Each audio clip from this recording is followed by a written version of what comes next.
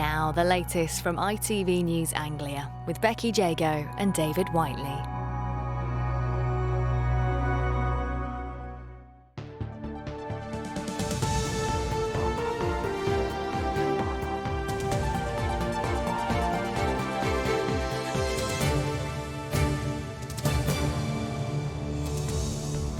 Good evening, welcome to ITV News Anglia. Coming up on the programme. In honour of Sir David, the Prime Minister tells the Commons that Southend will be made a city after years of campaigning by its devoted MP. I am happy to announce that Her Majesty has agreed that Southend will be accorded the city status it so clearly deserves. It comes after Sir David's wife and children visited the Methodist church where he was stabbed to death on Friday. Also on the programme, concern over a big jump in COVID in the East, with infection rates in some places now the highest in the country. It's concerning that the rates are going up, but I think everyone just has to do what they can, do their bit. I am concerned, yeah. Everybody should be concerned. And after coffee cups and carrier bags, the parents trying to find the best sort of environmentally friendly nappies.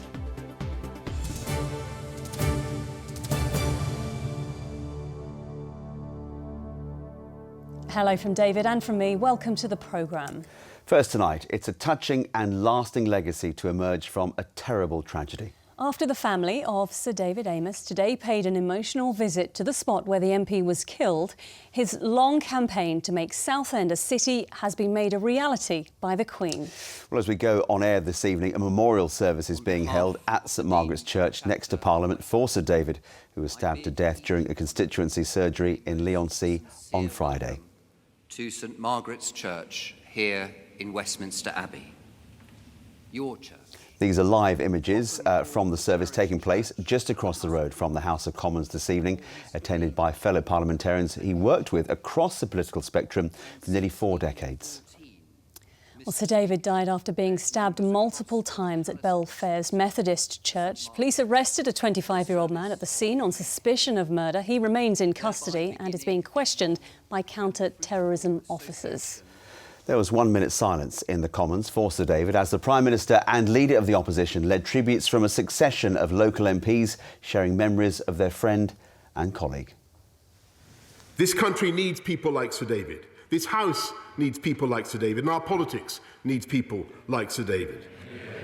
Dedicated, passionate, firm in his beliefs, but never anything less than respectful for those who thought differently. Sir David was a dedicated parliamentarian, and his loss is felt profoundly across this House. We are united in our grief at this terrible time. He was a truly great friend in need. I can vouch for that. And a fine parliamentarian. He was probably the best potential father of the House we will now never have. He was sprightly. He was a secret gym goer, a head full of floppy hair. I just felt that there was more ahead of him than behind him. Sadly, his future was stolen from us all, and Southend and this House are poorer for it. He loved this place. He genuinely thought it was a privilege to be a Member of Parliament. He loved his work on the panel of chairs. He was proud of the legislation that he'd secured. End of term adjournment debates. They will never, ever be the same again, will they?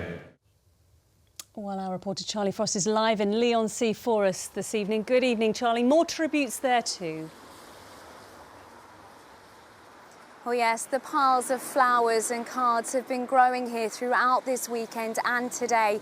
People continuing to pay tribute to Sir David Amess. And this afternoon, perhaps the greatest tribute of them all, the Prime Minister announcing that the Queen has agreed to grant Southend city status, something that Sir David had campaigned for so tirelessly throughout his career. But whilst the tributes have continued, so too has the investigation into his killing. What what we know so far is the man arrested on suspicion of his murder is Holby, a 25-year-old man, a British citizen of Somali heritage, who was arrested here immediately after Sir David was stabbed on Friday afternoon. And then later that evening, it was declared that the attack was a terrorist incident and that Ali is being held in a London prison, also under the Terrorism Act. Well, this morning, in fact, Sir David's family came here to the Methodist Church to read some of these moving tributes to their well-loved father and husband, as Russell Hookey reports. Respected and admired as an MP, loved as a husband and father, Sir David Amess's family today visited the place where he died. His wife, Julia, was accompanied by his daughters to the Belfairs Methodist Church in Leigh-on-Sea, which is still cordoned off following the knife attack on the Southend West MP on Friday. As police continue to question a man over the killing, the government is looking at whether MPs should get greater protection, prompting debate over the balance between security for politicians and accessibility for their constituents. It follows a weekend which saw the Prime Minister and leader of the opposition visit Leigh-on-Sea, and events which included a candlelit vigil for Sir David, church services and a minute's silence at Southend United's football match against Chertsey. Communities across the Southend area say they've all felt the loss of the MP. Rahul Shamsuddin from the Essex Jam Masjid Mosque says he'd known Sir David his entire life. I've lost a friend, so he would go and fit into any community, anywhere. It doesn't matter what background or where he came from, he would go into every community. He would know people from the church, from the Jewish community, the Muslim community, everywhere, the wider community, so he would have that link. It was a people's person. Outrage at the MP's killing has also prompted this mural at Leigh-on-Sea's skateboard park.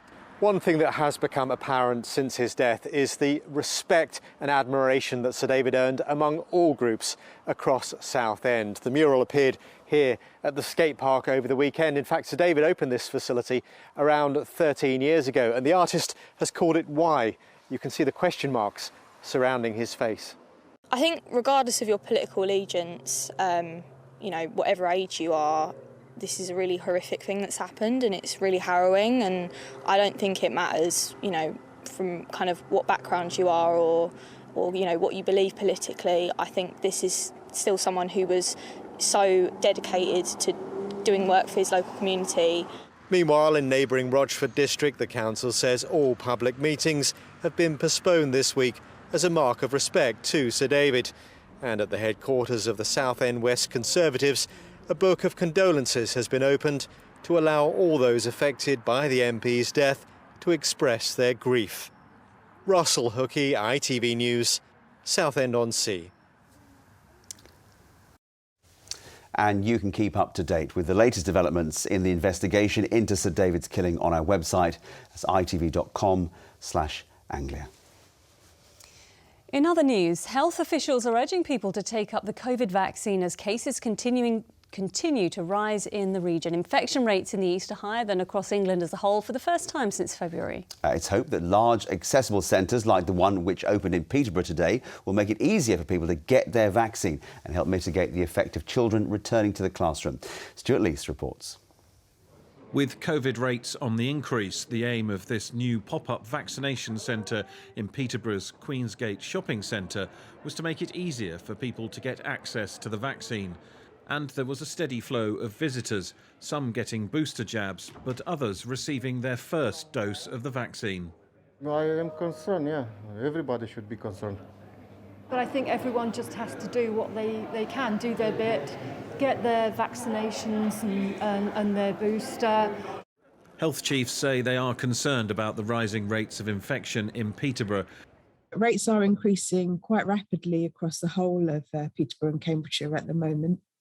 And that's largely been driven by the return to school and people going back to work after the summer holiday. It's been mainly in the school-age population, the secondary school-age population, but we're now starting to see spread into the parental age group. At Duston School in Northampton, there are almost 2,000 pupils, and among the students they've had around 75 cases of COVID since September. but they have plans in place to deal with any increasing cases over the next few months. We will introduce, if we have to, varying mitigation factors to effectively combat against the spread of the virus should we need to. But equally, we've also got a vaccination programme on school site today and tomorrow to vaccinate children, and we're very hopeful that that will help to reduce case numbers moving forwards as well. And pupils we spoke to seemed confident that the school was doing its best to keep them safe. I am concerned, but I feel like the school are doing quite a bit to protect us from getting COVID. If rise cases do go up, then we have things in place like social distancing, individual tables in our study hub. I feel safe coming into school and reassured that I am vaccinated as well. Despite the rising cases, I do feel like there is good precautions that are being put in place, and we do still have the option of wearing a mask if we do feel uncertain. But yeah, I think our schools handle it well. Although COVID infection rates are increasing here in the east, public health officials believe that continuing the vaccine rollout is the best way for life to return to normal. Stuart Leiths, ITV News. Next tonight, the shocking revelation that more than 130 victims of modern slavery were rescued in Cambridgeshire over a 12-month period. Nearly half of them were children. Well, today marks Anti-Slavery Day, which aims to combat issues like forced labour, sexual exploitation, domestic servitude and criminal exploitation. Well, earlier I spoke to Detective Sergeant Chris Acourt from Cambridgeshire Police, who told me it's not always obvious to spot those at risk. The victims generally tend to live in normal accommodation. They can live in housing estates and properties that you go to in your normal day-to-day working life. So, yeah, it's something that's there, and unfortunately it's something that's right across the country and this region. So it really can be happening under our noses. And what should we be looking out for then when we're trying to spot what might be someone who is there against their will? You could be looking at going at some places like car washes or building sites, and it'd be people who are not wearing protective clothing, wearing unsuitable clothing, perhaps people who aren't getting lunch breaks or who seem, overly tired going about their normal working day. In relation to sexual exploitation, you could be looking at residential addresses where there's regular comings and goings of people throughout the day, that people are staying for short periods of time. We look at it as a joint approach. We work together and try and engage with the victims as best we can to try and get them out of the situations that we're in. And are there any groups of people that are more vulnerable, more at risk to this happening to them? Young people are vulnerable to this type of crime because you've got the county lines, drugs offences, people that are coming into the country who don't have knowledge of their rights and entitlements are vulnerable, and people unfortunately with drug and alcohol addiction make themselves vulnerable because of their needs. So it's a broad spectrum of people who are vulnerable, but it can be anybody. So there may even be someone watching this programme right now that is in that situation. What would you say to them? We've got systems in place to get you out of that issue, and we can support you and help you rebuild your life. Detective Sergeant Chris Acourt, thank you very much for your time today. No problem at all. The widow of a man who died after coming off his e-scooter in Stevenage has paid tribute to him while urging anyone riding a bike or scooter to wear a helmet. Stuart McGregor, who was 53, suffered a head injury on the 24th of September and died in hospital 2 days later. His wife Nikki said he was a loving husband, brother, dad, uncle and friend and is devastated at his loss. Police are still investigating the incident. Bosses at Stansted Airport have apologised after passengers faced long queues and temporary luggage losses yesterday. A technical fault affecting the airport's hold baggage system meant luggage had to be manually processed. These problems come less than a month after different issues with the electronic gates for passport control caused long delays for travellers. And now many of us are trying to live more sustainably and cut down on single-use plastics, opting instead for things like reusable coffee cups and carrier bags. But would you be prepared to do the same with nappies? A growing number of parents say they want to be greener, and the government says they're currently looking into the environmental impact of both reusable and disposable nappies. It comes after they recently ruled out a tax on disposables, as Lauren Hall reports. He's only 6 months old, but baby Finley's parents believe he's already doing his bit for the environment. the family from Peterborough has started using different nappies, making the switch from disposables to reusables. First 6 months when Finley was born, we used disposable nappies and we saw how full the bin was getting so quickly.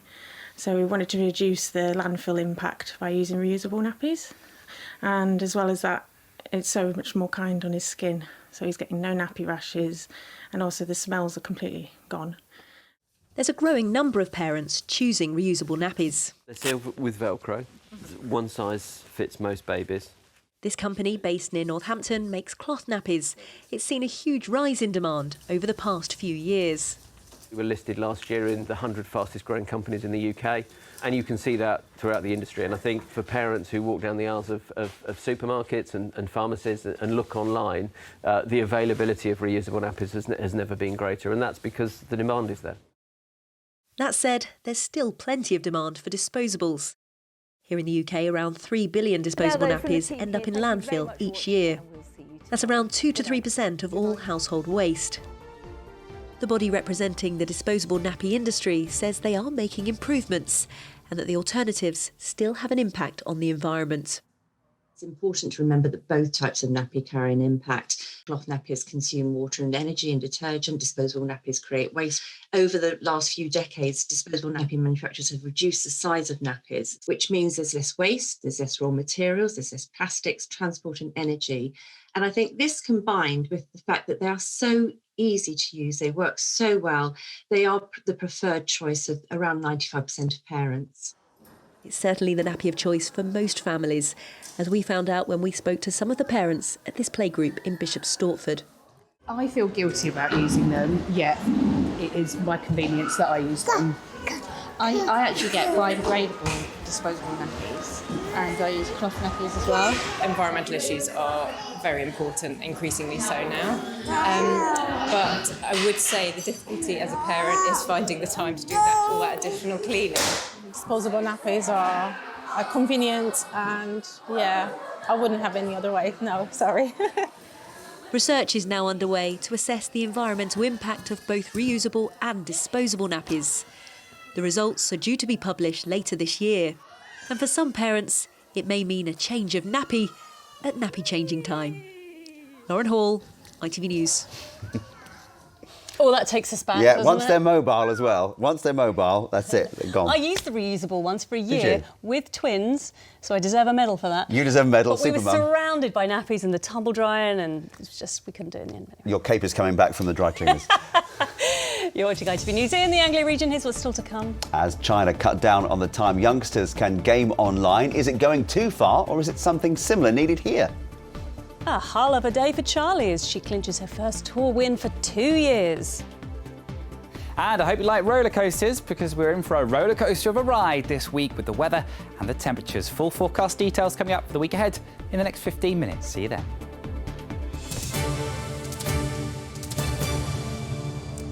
Now, 1 in 5 parents say their children's behaviour is worse now than before the pandemic, with many concerned about excessive video gaming and refusing to do their homework. In the UK, there are currently no online gaming regulations, but some are asking, is it time we follow in the footsteps of China? The country's government there has banned children from playing online except for 1 hour on Fridays, weekends and holidays. Well, they want children to spend more time on their studies, but is that taking things too far the other way?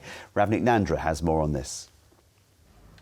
Press a few buttons and in a matter of seconds, you're playing against someone from across the world.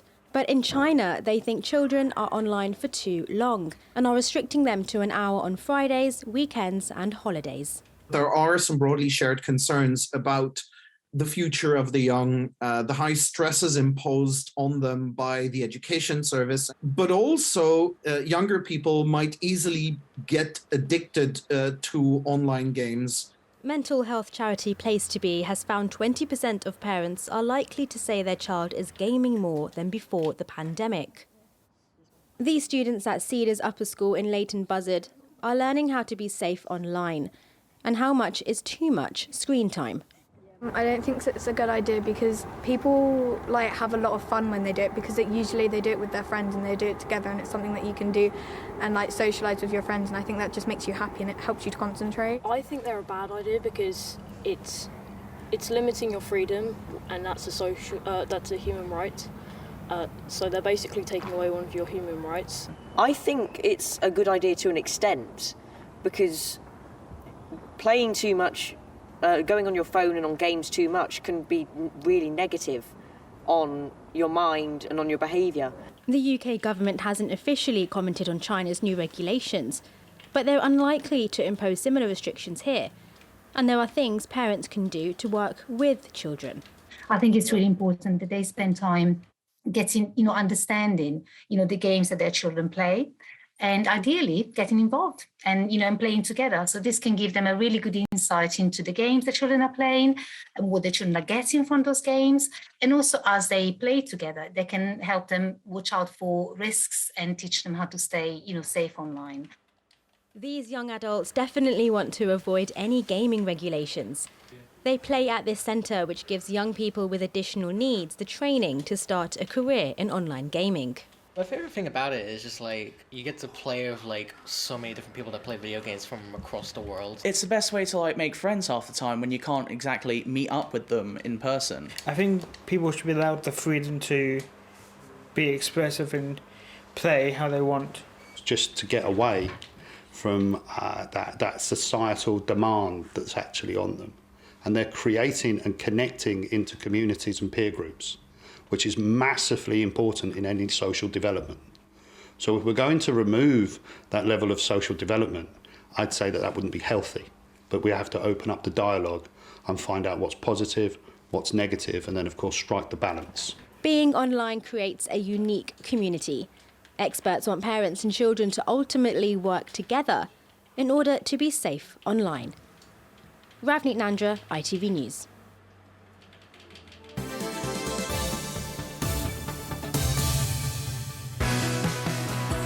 For the love of the game. eBay sponsors ITV Regional Sports Reports. Donny is here. Good evening, Donny. 2 titles for two of our sports stars. Yes, starting with golf, Northamptonshire's Charlie Hull claiming victory in the latest event on the Ladies European Tour. The 25-year-old from Burton Latimer near Kettering took the individual title as part of the Aramco Team Series event in New York. It was the first LET tournament to be staged in the United States. Charlie, who shot 12 over par over 3 rounds, 12 under par, should I say, also beat world number 1 Nelly Korda for her first tour win in 2 years.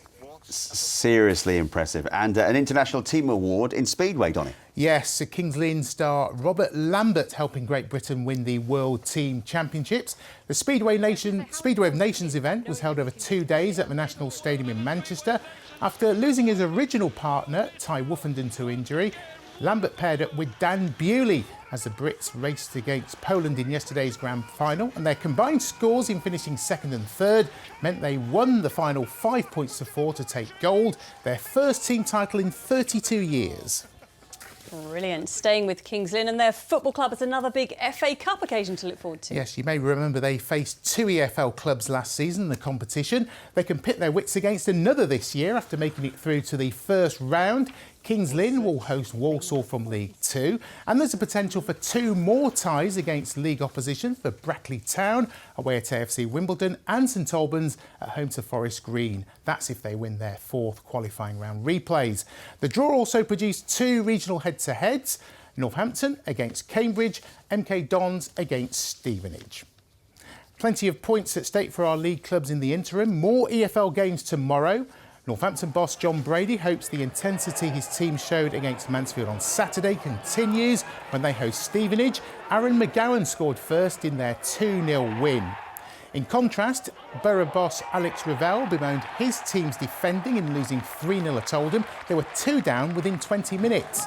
MK Dons head coach Ryan Manning was also left frustrated after they were beaten 1-0 at Shrewsbury, saying they need to be more clinical. While Mark Bonner praised his Cambridge United players for their fight back from 2-0 down to draw with Ipswich. I think Saturday, the start of the game, the tempo just hit us really quickly, and we struggled in the early part of the game, and we struggled to get a foot on it, and then we get a bit spooked by the whole thing, and we calmed ourselves and slowed ourselves and actually reset ourselves quite well. draw which felt like a win, no doubt. As for Luton Town, a third clean sheet in a row as they beat Millwall 2-0. Most of the plaudits went to Harry Cornick, who scored both goals, this the second. But manager Nathan Jones was full of praise for the whole team. But it continues to be tough going for Peterborough away from home. Their appeals for a second-half penalty at Middlesbrough were waved away before they conceded one themselves, and that led to their 2-0 defeat. Manager Darren Ferguson says the players' decision-making on the pitch has to improve. They're at Hull on Wednesday. Brilliant. Thanks very much, Donny. Another busy Monday.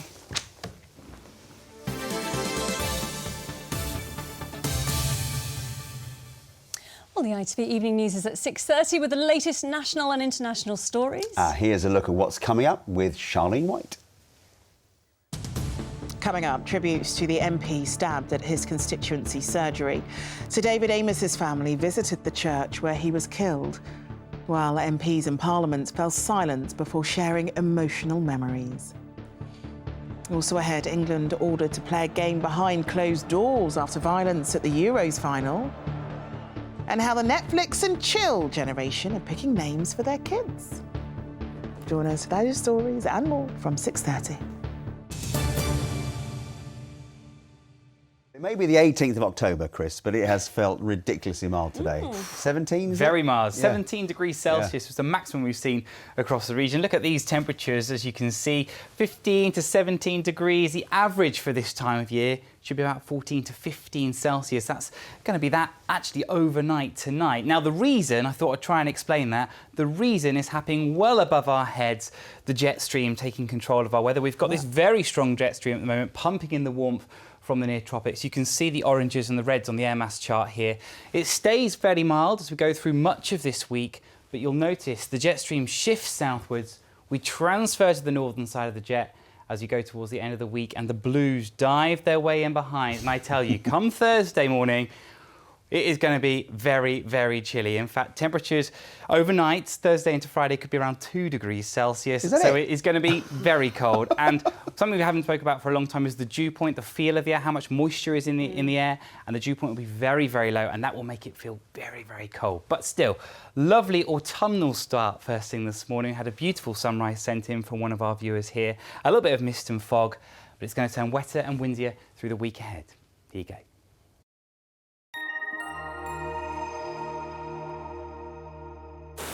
Greater Anglia sponsors ITV Anglia Weather.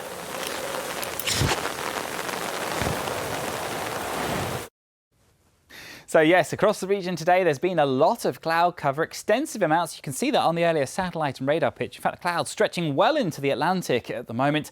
We're starting to see some outbreaks of rain moving their way in from the west at the moment, but it's underneath this cloud cover, this southwesterly airflow, the tropical maritime air. Look at the oranges and the reds, feeling very warm for the time of year. But you'll notice a northerly flow will start to kick in as we go through the second half of this week, and that will give a dramatic feel to the weather. I'm feeling much cooler as we end the week, but a beautiful start first thing this morning. Lovely orangey pink skies out there first thing. But we've had that extensive amount of clouds through the first part of this afternoon, some outbreaks of rain, and for the week ahead, mild to start, turning wetter and windier, a change of type in the weather through the middle part of the week, and colder for all of us as we go towards the end. We've still got some outbreaks of rain over the coming few hours, starting to clear out across eastern areas. Lots of low cloud, mist and murk by dawn tomorrow morning. A very cloudy start as we go into Tuesday. But look at these overnight lows. This is actually where it should be by day, 14 to 15 degrees Celsius.